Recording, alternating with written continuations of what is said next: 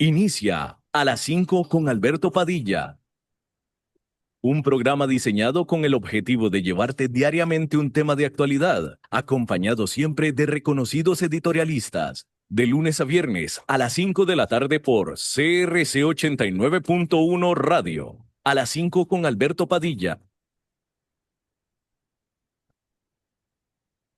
Hola, ¿qué tal? Saludos, bienvenidos a esta emisión de A las 5 con su servidor Alberto Padilla. Muchísimas gracias por estarnos acompañando. Gracias por estar ahí. Le mando cálidos saludos desde la señal de CRC 89.1 Radio en San José, Costa Rica, desde donde estamos transmitiendo hasta el punto en el tiempo, en el espacio en el que usted nos está escuchando, porque estamos saliendo en diferentes vías simultáneamente, por ejemplo, en Facebook Live, en la página de este programa, A las 5 con Alberto Padilla. Estamos disponibles en el canal de YouTube de este programa. Estamos en podcast en las principales plataformas, Spotify, Apple Podcasts, Google Podcasts y otras 5 importantes más. Aquí en Costa Rica, este programa que sale en vivo en este momento a las 5 de la tarde, se repite todos los días a las 10 de la noche aquí en CRC 89.1 Radio. En esta ocasión me acompaña, tratando de controlar los incontrolables, como usualmente lo hace el señor David Guerrero, y la producción general de este programa, siempre poderosa desde Colombia, a cargo del señor Mauricio Sandoval. Vamos a comenzar informándole acerca de la noticia económica de este día, y es la inflación en los Estados Unidos, que se aceleró durante junio. Los precios al consumidor subieron por 2,7% comparado con hace un año. 2,7%. En mayo habían subido 2,4%. La inflación subyacente, la cual excluye los volátiles precios de la energía y los alimentos, quedó en 2,9%, que es lo que se estaba esperando para esta inflación. Todo esto es indicativo. Bueno, primero que nada, con este nivel del 2,7% de junio, es el mayor nivel en 4 meses, de tal manera que todo parece indicar que efectivamente la inflación está haciendo un rebote, está haciendo una V, llegó a un fondo y está rebotando. Todo parecería indicar. Y la gran pregunta es, ¿por qué? Y bueno, hay que decir que la respuesta parece ser obvia, porque no hay otra razón, y son los aranceles de Donald Trump, porque los combustibles no están subiendo de precio, tampoco están subiendo de precio los alimentos, ¿sí? Hay que decir que hablando de estos aranceles de Donald Trump, vamos a tratar de poner un pequeño compendio de cómo está esa situación ahorita, ¿sí?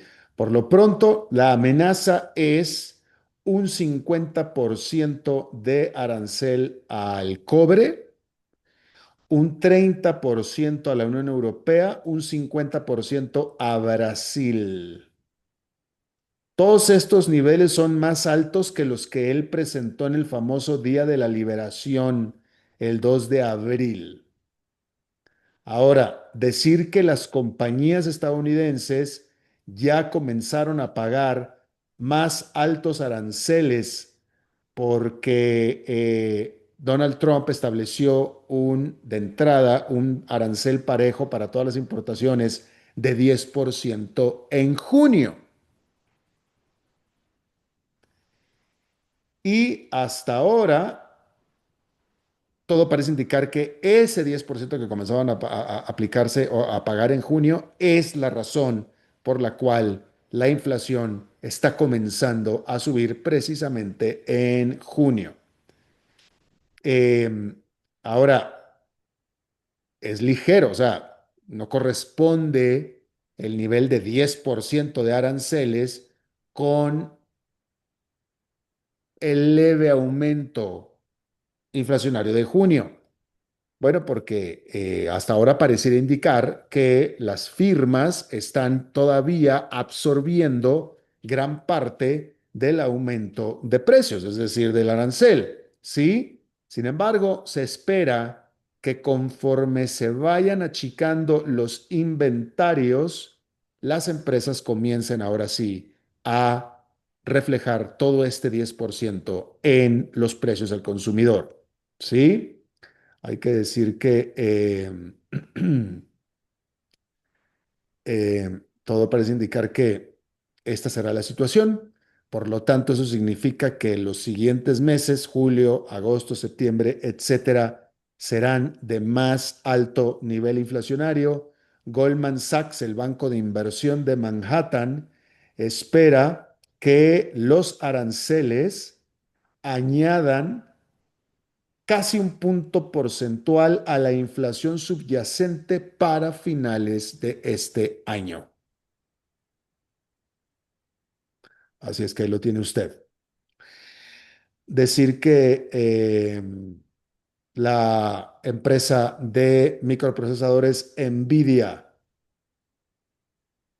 fue permitida por parte de la administración Trump para reanudar las ventas de su chip de inteligencia artificial H2.0 a China. El Departamento del Comercio había restringido las exportaciones el mes pasado de abril. Esta reversión de la prohibición se dio después de una reunión entre el presidente Trump y Jensen Huang, que es el CEO de Nvidia, quien, según se reporta, convenció al presidente al decirle que estas ventas a China, de hecho, ayudarán a las compañías estadounidenses a permanecer por delante de las chinas en la carrera global de la inteligencia artificial. Así es que ahí lo tiene usted. A este respecto, déjeme ver si encuentro la noticia que estaba viendo hace un momento. Bueno, eso es en cuanto a Nvidia, ¿sí? Adicionalmente, se está informando esta tarde que una rival de Nvidia, Advanced Micro Devices o AMD, informó que el Departamento del Comercio revisará la prohibición que se tenía sobre esta empresa de exportar a China su microprocesador MI308. En abril, AMD había dicho que le costaría 800 millones de dólares prohibición de exportar estos chips a China. Y bueno, todo parece indicar entonces que de la mano o junto con el permiso que se le dio a Nvidia, también se le da a AMD, lo que significa entonces, lo que significa que todo parece indicar que de alguna manera la posición de Estados Unidos ante China, esta posición dura de Estados Unidos ante China, se está suavizando de alguna manera. Habrá que tener un análisis más profundo, pero vaya, esto es evidente. Digo, no estoy incurriendo en ninguna especulación cuando ante esta noticia de que Nvidia y AMD se les permite exportar chips cuando antes lo tenían prohibido, significa definitivamente una distensión en la relación comercial con China, definitivamente. Pero ¿qué hay más allá de esto y cuál es la intención? Bueno, los reportes son de que al presidente Trump lo convencieron de que esto ayudará a la industria de la inteligencia artificial de Estados Unidos, cosa que es buena noticia, pero sin embargo sigue significando que hay una distensión en la relación entre China y Estados Unidos, una distensión en la relación comercial. Entonces estaremos hablando más de esto. Eh, por cierto que el primer ministro de Australia, Anthony Albanese, se reunió en Beijing con su contraparte Xi Jinping. Obviamente Albanese se encuentra de visita de Estado por China y era necesaria puesto que la relación de China con Australia están en un momento delicado porque Albanese de Australia está tratando de balancear dos presiones competidoras que tiene él, una por parte de Estados Unidos, que es su más cercano aliado en seguridad, y la otra con China, que es su más cercano aliado comercial, y los dos países más cercanos a Australia en seguridad y en comercial están enfrentados entre ellos, ¿sí? Decir que Albanese dijo que la reunión con Xi Jinping fue muy constructiva, pero añadió que le puso sobre la mesa a Xi Jinping las preocupaciones que tiene Australia sobre la negativa de China de advertir a Australia sobre sus ejercicios navales cerca de su costa que hizo China y no le avisó. ¿Sí?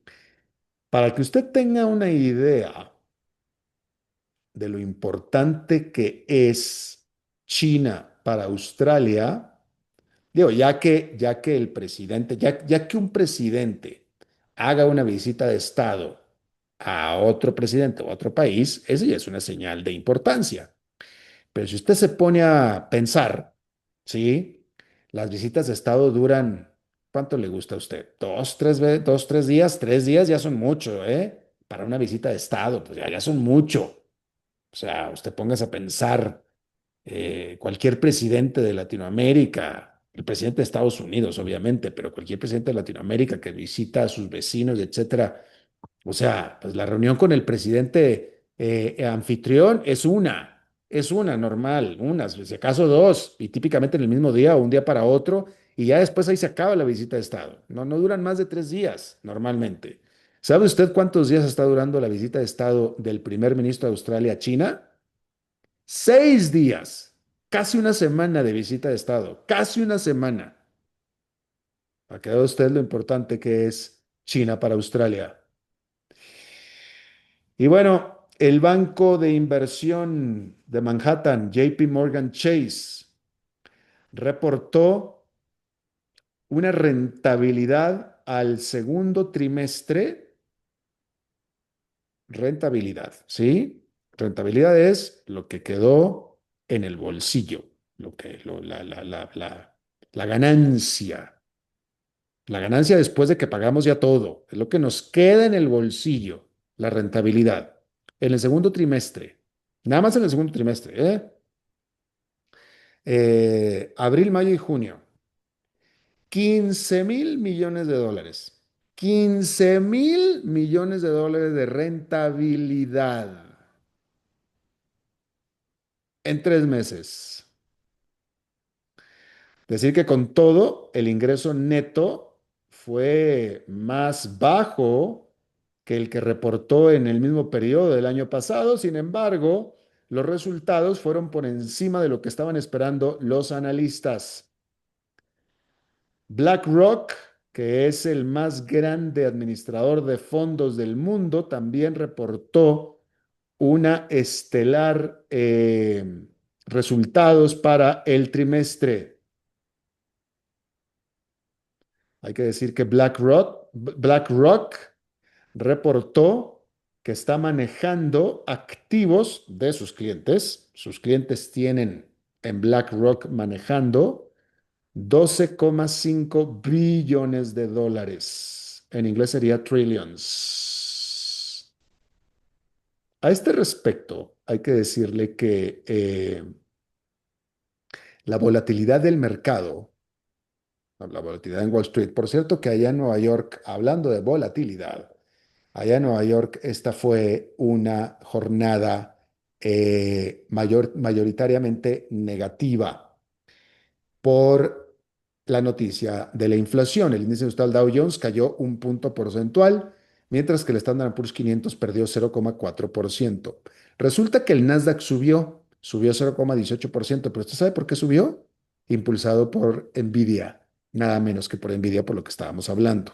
¿Sí? Y entonces, esta volatilidad del mercado típicamente no son buenas noticias para muchas compañías, ¿sí? Pero para las divisiones de corretaje de los grandes bancos de inversión, de Estados Unidos, la volatilidad de los mercados, sí, pues fue lo que dije, ¿no, Fernando Francia? Dije billón, fue lo que dije yo. Sí, en inglés trillion, en español billion. Eso fue lo que dije, ¿no? ¿No dije eso? Me engañó mi lengua porque eso fue lo que pensé. Bien, entonces estaba diciendo yo que y entonces, ¿para qué me regañas, Francia? Si dices que estaba bien, entonces ¿para qué me regañas? Bueno, Fernando Francia va a estar un poco más adelante con nosotros. Le estaba diciendo yo que las divisiones de corretaje de los grandes bancos de inversión se benefician de la volatilidad de los mercados. eh, Esa es la parte que ayuda a impulsar al resto de la banca o de la institución financiera cuando se trata que tienen división de corretaje, ¿sí? Estábamos hablando de JP Morgan Chase, pero también Wells Fargo y Citigroup, todos reportaron este martes sus resultados del segundo trimestre. El Bank of America, Goldman Sachs y Morgan Stanley van a reportar sus números este miércoles. Decir que la volatilidad que se presentó en Wall Street después de que Donald Trump presentara todo el revolú, porque esa es la manera en que hay que describirlo, todo el revolú del asunto de los aranceles, y digo revolú porque es tanta cosa que ya nadie entiende lo que está pasando. Y esto sucedió a principios de abril, el 2 de abril concretamente. Todo esto causó gran inestabilidad en Wall Street y eso hizo aumentar los ingresos de las divisiones de corretaje de JP Morgan Chase, que reportó que estos ingresos subieron por 15% anual a 8.900 millones de dólares. Citi dijo que incrementó sus ingresos en 16% a 5.900 millones de dólares, ¿sí? Sin embargo, esta misma volatilidad por los aranceles de Trump crearon incertidumbre y dolores para otras divisiones de los mismos bancos, ¿sí? Hay que decir que los problemas, por no decir la guerra comercial, pero los problemas comerciales que está generando esta administración eh, no ayudaron para nada en la que se esperaba que fuera una recuperación en el sector de fusiones y adquisiciones corporativas que típicamente son muy lucrativas para estos bancos.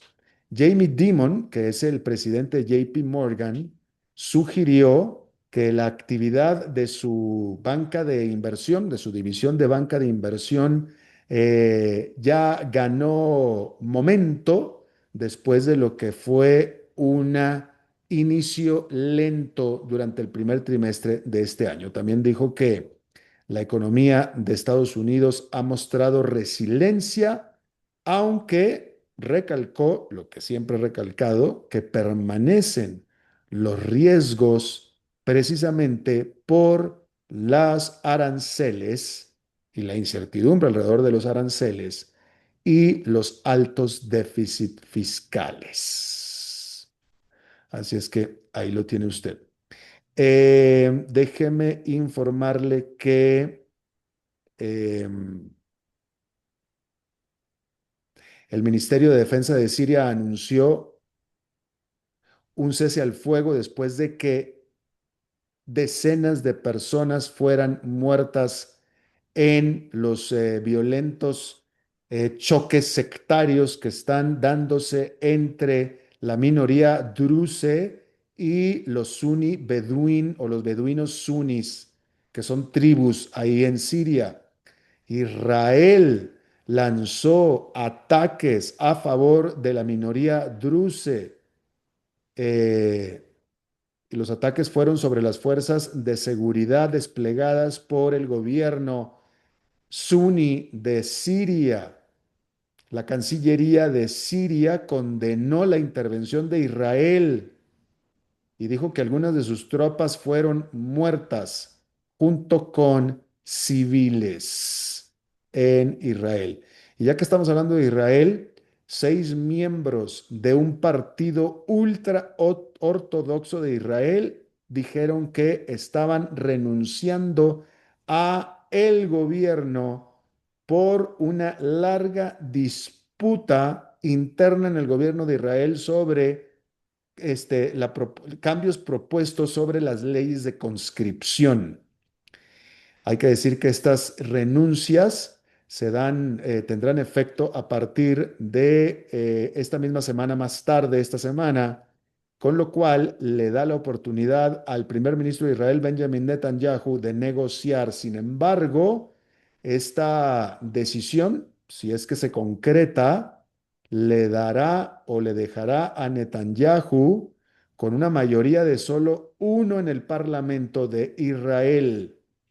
Hay que decir que la ultraderecha dentro del gobierno quiere que Netanyahu termine el cese al fuego con Hamas y obviamente para que les dé absolutamente con todo, ¿verdad? Así es que ahí lo tiene usted. Quiero referirme, que creo que no lo he hecho lo suficiente todavía, creo que no lo he tocado este tema aquí en el programa, sobre la presión, por no decir el escándalo. Mire, déjame se lo digo de esta manera. Este va a ser el titular de este comentario que voy a hacer enseguida. Eh, la mayor crisis que se ha dado en el gobierno nuevo todavía de 6 meses nada más en el poder de Donald Trump, la mayor crisis se está dando. Mire, a ver, Trump ha demostrado ser de teflón. ¿Está usted de acuerdo? O sea, Trump tiene el poder que tiene mucho poder precisamente porque no se le pega absolutamente nada. Ya ha logrado acaparar un poder inaudito controlando absolutamente todo. Este hombre controla al Congreso completo de los Estados Unidos, estoy hablando de ambas cámaras, controla todo su gobierno, obviamente, controla todo el Partido Republicano y básicamente controla la Suprema Corte de Justicia. Tiene un control absoluto. No hay un presidente en memoria reciente en los Estados Unidos que haya tenido tanto control absoluto. Sin embargo, este presidente omnipotente está pasando actualmente por mucho la peor crisis política en lo que va de su mandato. Que digamos, o sea, no estoy exagerando de decir la peor. Lo que a lo mejor estoy exagerando es decir que es muy grave. Vamos a ver, pero ciertamente es la más grave desde que está en el poder. ¿Y quién fuera a pensar que este presidente está metido en un escándalo político que lo tiene reaccionando, que hasta ha tenido que reaccionar, y es un escándalo creado desde adentro, increíblemente desde adentro, con tanta gente que quiere hacerle daño, y estoy hablando políticamente, con tanta gente que quiere hacerle daño a este presidente, ¿quién fuera a pensar que los golpes que está recibiendo actualmente más duros están viniendo desde abajo, desde su base? Y me estoy refiriendo con el escándalo de Jeffrey Epstein, quien murió hace ya varios años. ¿Sí? Por si usted no está enterado, bueno, Jeffrey Epstein, como usted seguramente sabe, es este multimillonario, este billionaire que murió en la cárcel esperando el juicio después de haber sido hallado culpable de violación de menores. Y murió en la cárcel por suicidio, según la información oficial. Ese es Jeffrey Epstein. Resulta que el Jeffrey Epstein era amigo, era parte, o sea, no solamente era un billionaire, un ultramillonario, sino que era alguien del grupo social de la élite de billionaires de Estados Unidos. Entonces él era amigo de todos los billionaires de Estados Unidos. Y realmente era amigo. Existen videos con nadie menos que con Donald Trump, era amigo de Bill Clinton, era amigo de Bill Gates, etcétera, etcétera. Y famosamente él hacía fiestas en sus casas donde invitaba a niñas menores de edad, donde él abusaba sexualmente de estas niñas y por eso fue que se le declaró culpable. Eventualmente también se descubrió que no solamente él, sino también al menos el príncipe Felipe, creo que es Felipe, bueno, el hermano del rey Carlos de Inglaterra, al cual lo tuvieron que separar de la familia y le quitaron sus títulos real y etcétera, porque también se le comprobó que él iba a las fiestas de Jeffrey Epstein, ¿sí? Esto acusado y acusados por las propias niñas, ¿eh? Algunas de estas niñas mismas, y en el caso de Felipe de Inglaterra, había fotografías y le costó su título de nobleza, etcétera. Entonces, obviamente, si, si fue Felipe, el hermano del rey Carlos, entonces la inferencia, la sospecha es que hay más. Resulta que se muere en la cárcel suicidado Jeffrey Epstein y empiezan las teorías de la conspiración desde el primer momento. Él murió ahorcado con las sábanas de su celda. Y empiezan las teorías de la conspiración. ¿Sí? Esto fue, si mal no me equivoco, durante la primera presidencia de Donald Trump. ¿Sí? Después llegó Joe Biden, 4 años de Joe Biden, que en teoría siguió la investigación sobre Jeffrey Epstein y la muerte de Jeffrey Epstein. Famosamente, en los archivos y las investigaciones sobre Jeffrey Epstein no se han hecho públicas y cuando estaba Joe Biden en la presidencia, siempre se acusó que, claro, era Joe Biden, eran demócratas y por tanto era todo culpa y una conspiración del Partido Demócrata. Y entonces la apuesta era, o sea, recuerde usted que los conspiradores principales todos son precisamente la base de Donald Trump, justamente, ¿no? Y gran parte del grito de campaña y el apoyo a la campaña de Donald Trump venía montado en las conspiraciones creadas por los demócratas y ahora que entremos nosotros, el movimiento MAGA, el Make America Great Again, todo se va a aclarar específicamente los archivos de Jeffrey Epstein, donde con toda seguridad, puesto que los demócratas lo están guardando con todo secreto, hay muchísimos nombres de prominentes figuras demócratas que seguramente saldrán a la luz y que están protegiendo. Así es que necesitamos que Donald Trump llegue al poder para que libere todos estos documentos. Pues resulta que Donald Trump llega al poder y mete al Departamento de Justicia, uno, como jefa, y al FBI como jefe, a dos de los principales conspiradores teóricos, de teorías de conspiración, dos de los principales de toda la vida, dos de los principales que más pregonaban las teorías de conspiración en contra de Jeffrey Epstein. Y los mete Donald Trump justamente al Departamento de Justicia como la jefa, Pat Bondi, y Kash Patel al FBI. Y lo primero que hace de esta procuradora del Departamento de Justicia, la procuradora, lo primero que hace es, ella recalca, y lo dijo, yo ya tengo los archivos de Jeffrey Epstein sobre mi escritorio, los voy a revisar y los voy a liberar tan pronto me sea posible, nada más los tengo que revisar. Ella lo dijo, allá como por febrero. Perfecto.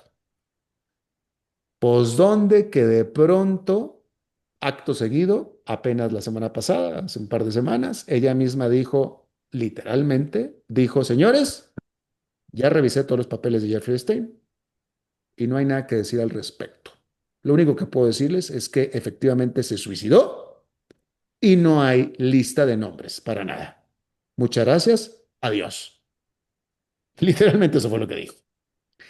A lo cual el presidente de Estados Unidos, Donald Trump, dijo, gracias, procuradora, entonces cambiemos de tema, ya vamos a olvidarnos del caso Jeffrey Epstein.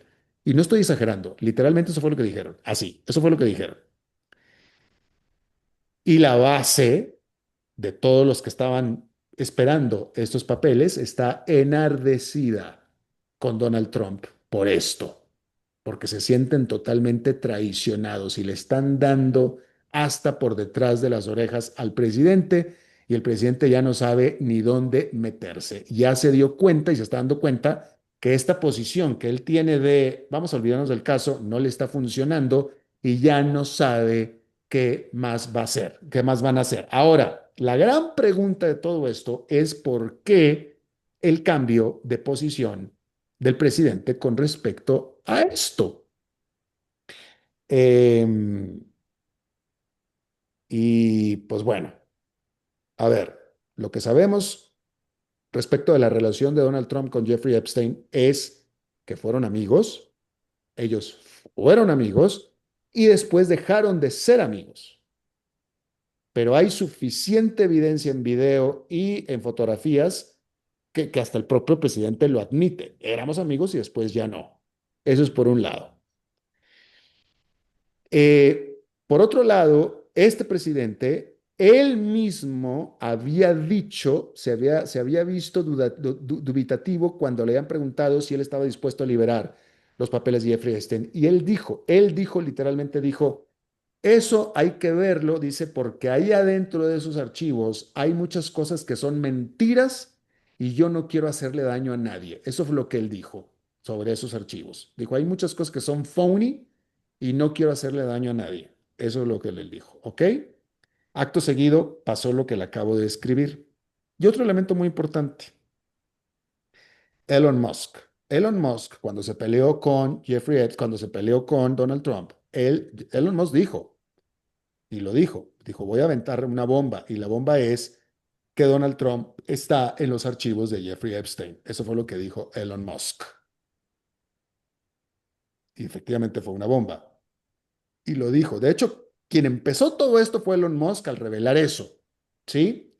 Después Elon Musk dijo, y esto me parece a mí fundamental, la semana siguiente o a las 2 semanas de que dijo esto, Elon Musk dijo después, me arrepiento de haber dicho lo que dije, llegué demasiado lejos. Eso fue lo que dijo Elon Musk, pero nunca dijo, no es verdad, son mentiras, me lo inventé. Eso no lo dijo.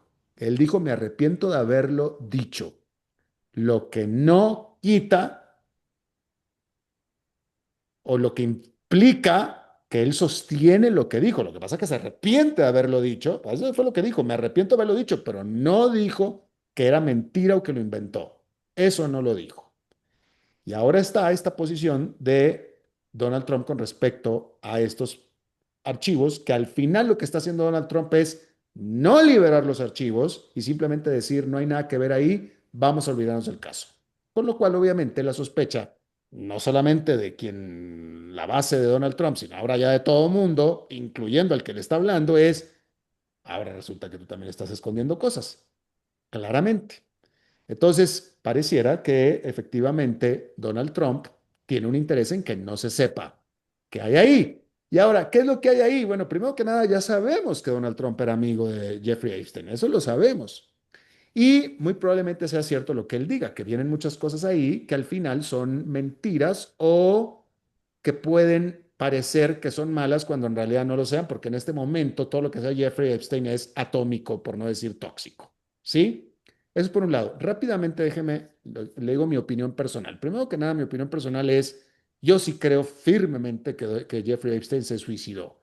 Por una sencilla razón. Usted póngase en el papel, sobre todo si usted vaya para alguien que fuera pedófilo. ¿Ah? Yo creo sinceramente que no hay peor vida disponible para un ser humano que ser pedófilo y que lo agarran a uno. Si uno es pedófilo y no lo agarran, pues, ok, pues ya nunca lo agarraron, pues será muy feliz el pedófilo, ¿verdad? Supongo, no sé. Pero un pedófilo que lo agarren es lo peor que puede haber. Yo creo que es peor ser un pedófilo agarrado que un asesino agarrado. ¿Sí? Y luego él, que tenía este estilo de vida, multimillonario, etcétera, etcétera, ya acusado de pedofilia, comprobado que hizo pedofilia y sabiendo que iba a pasar el resto de su vida en la cárcel, ¿usted no se mataría? Yo creo que cualquiera se mataría, francamente. Y él se mató. Tenía todas las razones por las cuales terminar con su vida, francamente. Y bueno, ahí lo voy a dejar rápidamente. Vamos a hacer una pausa rápida y regresamos con nuestra entrevista de hoy.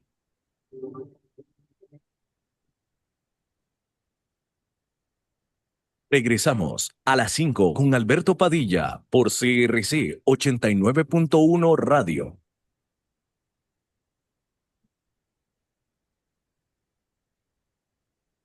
Ok, ya te has reído con nosotros, has aprendido con nosotros y nos hemos conocido más. Pero es hora de ponernos serios. El mejor momento para invertir fue hace 10 años y el segundo mejor momento para hacerlo es hoy. Entra a transcomer.com, convertite en un inversionista y transforma tu destino. Transcomer, puesto de bolsa de comercio. Construyamos juntos su futuro. Somos expertos en eso. Es mejor evitar un choque. Unos segundos de cortesía evitarán atrasos y el estrés. Por eso, Un mensaje de esta emisora asociada de Canara.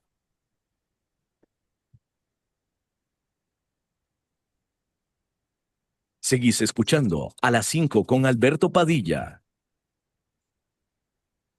Muchísimas gracias por continuar con nosotros. Ayer le estaba informando acerca de esta situación que se está dando con los automóviles eléctricos chinos, que como hemos informado ampliamente, están desplazando los automóviles eléctricos chinos a el resto de los automóviles eléctricos del mundo por los precios abaratados. Ahora, todos asumimos que ya es como un hecho que un producto que viene de China es abaratado simplemente por venir de China. Pero como estábamos viendo ayer, en China se está dando una circunstancia muy particular y es el hecho de que sobran los automóviles eléctricos en China. Hay muchas empresas de automóviles eléctricos produciendo automóviles eléctricos que están compitiendo entre ellas mismas para colocar los más automóviles eléctricos posibles en el mundo y lo hacen compitiendo entre ellas mismas en precio. Y es una de las razones por las cuales estos automóviles están tan baratos en América Latina. Vamos a hablar de esto y le agradezco muchísimo que esté con nosotros Pedro Esquivel. Pedro Esquivel ha sido durante décadas ejecutivo de una de las grandes marcas de automóviles tradicionales en América Latina y te agradezco muchísimo, Pedro, que estés con nosotros. Gracias. Muchas gracias. ¿Me puedo escuchar bien? Yo sí te escucho muy bien. Tú de nosotros también, ¿verdad? Perfecto.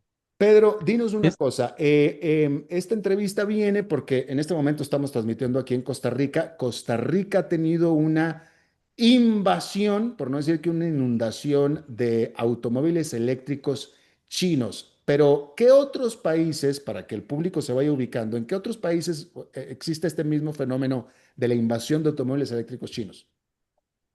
sí, a pesar de que se habla de que como el impacto vino tan de repente, el efecto se ve más sobredimensionado de lo que es, porque realmente ellos, al finalizar el año 2024, la cuota de penetración apenas llega al 15%, que es relativamente baja.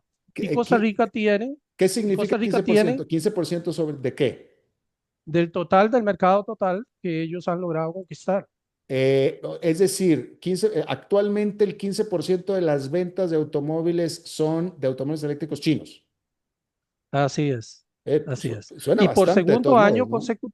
por segundo año consecutivo, Costa Rica es el número uno en Latinoamérica, en esa penetración. Ya. Esa penetración no es tan fácil porque usted tiene que crear toda una infraestructura de carga.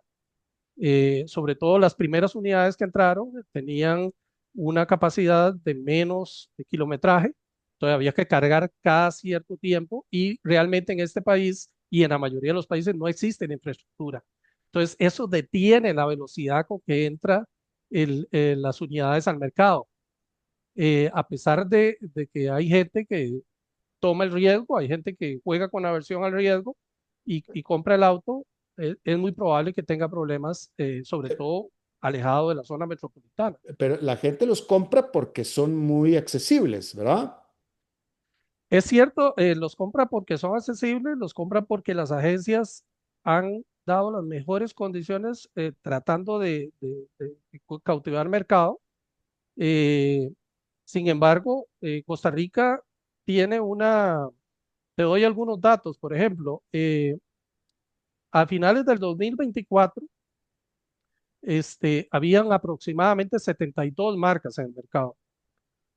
De esas, 54% eran chinas y apenas un 12% japonesas. Sin embargo, en las 10 primeras de más ventas, eh, el 40% son marcas japonesas.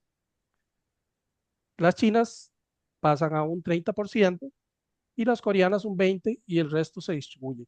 En otras palabras, no se puede menospreciar el impacto que ellos han tenido, pero es un impacto como de, de suerte de entrada, porque yo creo que a medida que van pasando el tiempo, ese efecto se va diluyendo. Es lo mismo que está pasando en China.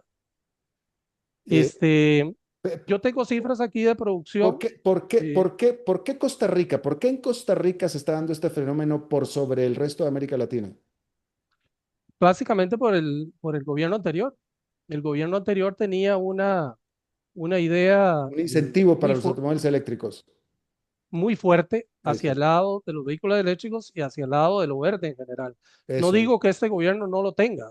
De hecho, todos los beneficios a los autos eléctricos se han mantenido tal y como se aprobaron. En ningún momento se reversaron. Pero sí, la iniciativa nació en el gobierno anterior. Ya, ¿qué otros países? Ayer estábamos hablando de algo parecido con un invitado desde Argentina. Él decía, no, en Argentina no hay muchos automóviles eléctricos chinos, pero sé que hay otros países en América Latina. ¿Qué otros países están teniendo esta misma característica?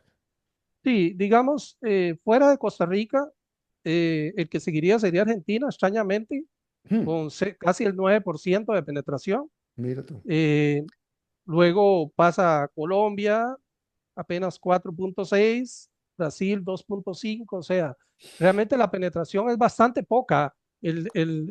Hay un enorme mercado en ese caso. Ahora, una cosa que, y este dato me lo diste tú, y a mí me llamó muchísimo la atención, y este dato me lo diste tú, que todo este mercado que está atacando o al que está vendiendo China sus automóviles eléctricos son gente que nunca había tenido automóvil antes. Es decir, no le está robando el mercado a nadie, está creando un mercado nuevo. Así es, de hecho, las marcas tradicionales están teniendo muy buenos años en el 2024, en el 2025, casi que se podría decir que son mercados paralelos. Realmente está teniendo acceso a vehículos, gente que antes no tenía acceso. Eso es bueno y es malo, ¿verdad? O sea, en el medio se ha hablado de la posibilidad de que en algunos años haya muchos bancos con grandes parqueos llenos de carros eléctricos que no pudieron ser pagados por los clientes que los compraron. Eso es un riesgo alto para las Eh, entidades bancarias y yo sé que ellos han tomado ciertas medidas para manejar eso, pero a pesar de las medidas, hay probabilidad de que eso se dé. Pero dime una cosa, efectivamente aquí en Costa Rica, y también te digo, también en México ese es otro de los, no sé si en vehículos eléctricos, yo la última vez que yo fui a México, que ya fue hace un par de años, un año y medio, yo alquilé un automóvil, lo alquilé en línea y yo alquilé deliberadamente, alquilé un Volkswagen Jetta, pero ya ves que te ponen Volkswagen Jetta o similar. Y entonces llego al aeropuerto y me dieron el similar, que fue un automóvil chino, a gasolina, no era eléctrico, era gasolina. Pero bueno, ahí me di cuenta que ya los automóviles chinos en México son importantes. Me resultó muy buen automóvil, la verdad que no tuve ninguna queja con él, ni mucho menos. Pero el punto que estoy tratando de hacer es que efectivamente los automóviles chinos están empezando a penetrar los mercados latinoamericanos, ya sea eléctricos o a gasolina también. Sí, lo que pasa es que el asunto es ese, quiero insistir en eso, de que es un efecto como de entrada. ¿En qué sentido? En el sentido de que para estar en esa industria se requiere ganarse el lugar y ese lugar se lo gana la agencia con un gran respaldo. de repuestos y un gran respaldo de servicio. El mercado del 50 y pico por ciento local está diseminado entre un montón de marcas. A la hora de que esos consumidores vayan a buscar el servicio y los repuestos, habría que ver si existe la capacidad. Hay que tomar en cuenta que estamos muy lejos y que requiere know-how. Las marcas tradicionales llevan décadas en este asunto. Pero déjame te pregunto una cosa, tú que estás, que llevas décadas como en la industria automotriz, ¿los distribuidores de automóviles eléctricos chinos son distribuidores nuevos o son de los de siempre que ahora se metieron también con los chinos? Hay los dos, pero la mayoría son nuevos. La mayoría Sí, pero son, la experiencia hace la diferencia, ¿no? sí, la mayoría son nuevos y realmente yo a vista veo que no, que tienen poca infraestructura. Entonces, lo que yo pronostico es que la curva de la calidad y de la prueba del producto todavía le falta. O sea, esto está comenzando. Cuando pasen 5, 7 años, la experiencia del consumidor va a transmitirse a otros consumidores y va a hacer la prueba de fuego para ese mercado. Va a ser la prueba de fuego. Ahora, hay una circunstancia, ya para ir cerrando, hay una circunstancia que esta también tú me la planteaste cuando estuvimos hablando acerca de esta entrevista, y es que a diferencia de los automóviles a combustión, el automóvil eléctrico tiene vida limitada. Es decir, una vez que se agota la batería o lo que se le tenga que agotar, se acabó y ya no se puede hacer nada con él.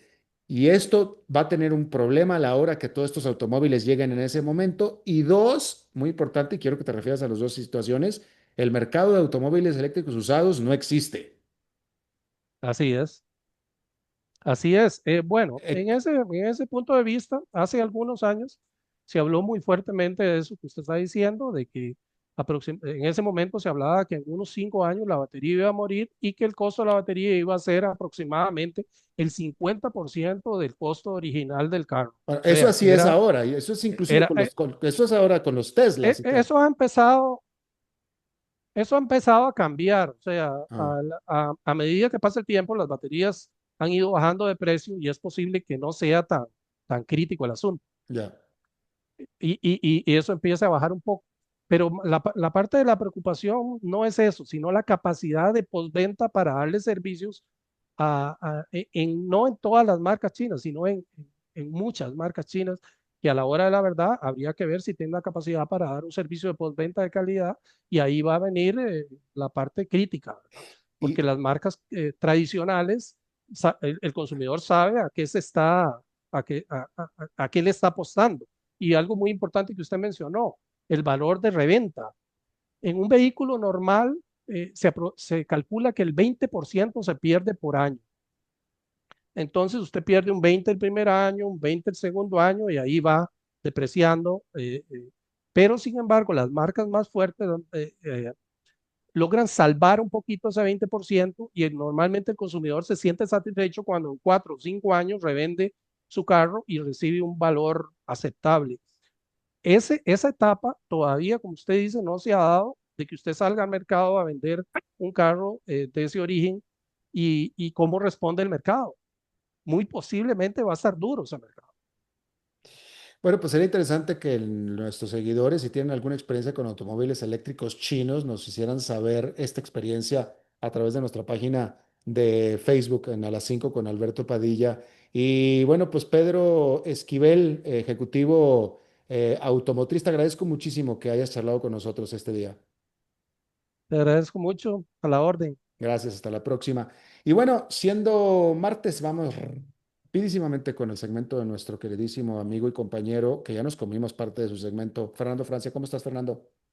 ¿Cómo estás, Alberto? Siempre que vuelve un martes digo, pero qué rápido pasa el martes y ya pasaron 25 de los 50 y tantos martes del año, ¿eh? Sí, totalmente. Tú no tienes un automóvil chino, ¿verdad, Fernando? No, no, no tengo.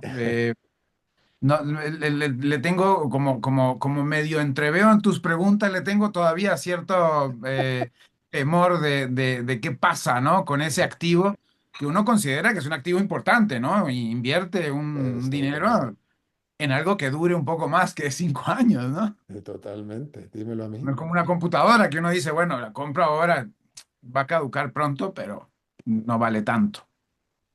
Bien, adelante, Fernando, por favor. Algo que puede caducar también son las pretensiones políticas Mm. y bueno, con una caja de cartón forrada con papel tricolor, una bandera mal enrollada que tapó la cara de la vocera estelar y unos banners de unos partidos que no conoce nadie, ahí en el fondo, todos detrás de un escritorio, en un escenario pobre, improvisado, mal iluminado, en una conferencia de prensa que no se entendía mucho la narrativa visual. Eso fue lo que presentó el gobierno esta semana, el sábado, para ungir a su nuevo vehículo electoral. Pues el oficialismo, ¿no?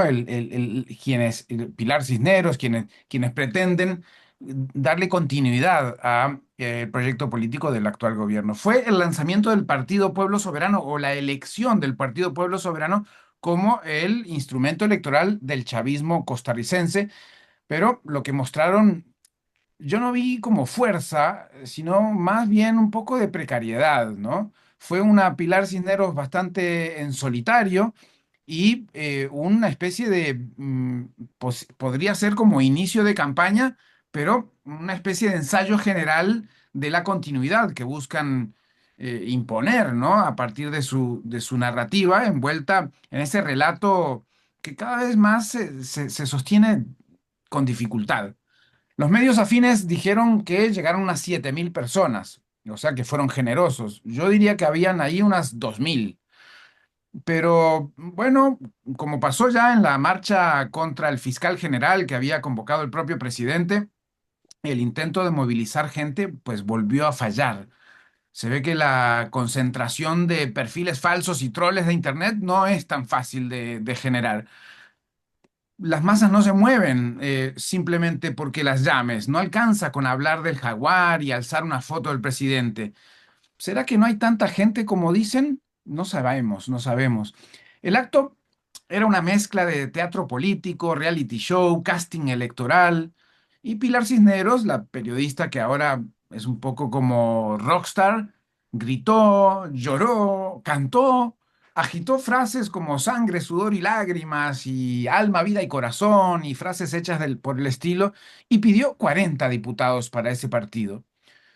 Lo curioso, quizás lo inquietante, no es que hayan escogido un partido sin arraigo, pero además presidido por alguien que es asesor ahí en Casa Presidencial, o eso ha dicho la prensa, y con un historial muy dudoso en México, cuestionada por supuestos documentos falsos en ese país. Lo grave quizás es que lo saben y no les importa. Incluso Pilar Cisneros había dicho, no me gusta su gente ni sus ideas hablando de ese mismo partido en 2023. Hoy lo colocan en el pedestal del continuismo. Bueno, poco les interesa esa coherencia realmente, ¿no? Lo suyo no necesariamente es la política como proyecto, es la política como ocupación, el poder por el poder, la continuidad para quedarse ahí. Les da igual el vehículo con tal de llegar, como ya lo hicieron con Partido Progreso Social Democrático en 2022. Pero eh, por eso es apenas un taxi electoral. Pero lo que vimos el sábado no fue una convocatoria abierta, sino más una advertencia, un acto simbólicamente precario, sí, pero cargado de intenciones. Cuando el escenario se arma con cartón, pero se habla de reelección continua, no hay que fijarse solo en la escenografía, sino en ver quiénes están detrás de las luces y qué guión están armando. Mientras siguen ensayando su baño de masas que no llega, improvisan símbolos como banderas mal enrolladas, colores reciclados, fotos del presidente, van cocinando una posible continuidad, pero ¿están seguros que tienen tanta gente y tanta popularidad como dicen? No lo sabemos todavía, Alberto. Y ya Bueno, se nos fue. pues se nos fue, exactamente, me comí el tiempo tuyo, te pido muchas disculpas y te agradezco porque lo regalaste tan magnánimamente, mi querido Fernando Francia, gracias. Un abrazo grande, hasta la próxima. Hasta el próximo martes. Bueno, eso es todo lo que tenemos por esta emisión de A las 5 con su servidor Alberto Padilla. Muchísimas gracias por habernos acompañado. Espero que termine su día en buena nota, en buen tono y nosotros nos reencontramos en 23 horas. Que la pasen muy bien. 5 con Alberto Padilla fue traído a ustedes por Transcomer.